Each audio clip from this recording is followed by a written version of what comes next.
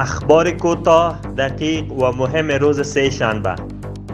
با تلاش مسئولین امارت اسلامی برای بار نخست در ولایت بامیان شهرکی برای مغاره‌نشینان که سالهاست بدون سرپناه در غارها زندگی میکند ساخته می شود که کار ساخت و ساز آن دیروز آغاز شد. در این مراسم مولوی عبدالله سرحدی والی بامیان و مسئولین اداره پناهندگان سازمان ملل متحد حضور داشتند. وزارت امور خارجه میگوید با تلاش‌های دوامدار این وزارت و همکاری عربستان سعودی در دومین دسته از افغان‌های گرفتار شده در سودان، 43 افغان به سلامت از این کشور به جده عربستان منتقل شدند و تا مدت کوتاهی به کشورشان بازگردانده خواهند شد.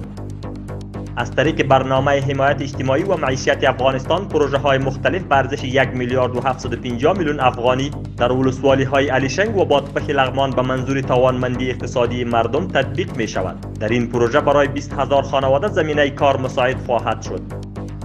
در جلسه کابینه امارت اسلامی طرح ترتیب شده ریاست حفظ ارزش‌های جهادی وزارت اطلاعات و فرهنگ تصویب شد.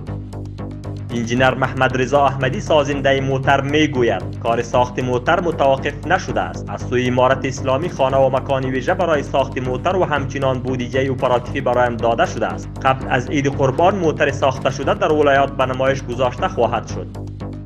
وزارت مالیه میگوید برای بار نخست صادرات گاز ترکمنستان به پاکستان از طریق افغانستان آغاز شد. وزارت امور داخله میگوید برای بار نخست مرکز آموزشی برای پلیس در خوست افتتاح شد. بسیاری از مقامات و مسئولین محلی در این مراسم افتتاحیه شرکت نموده بودند.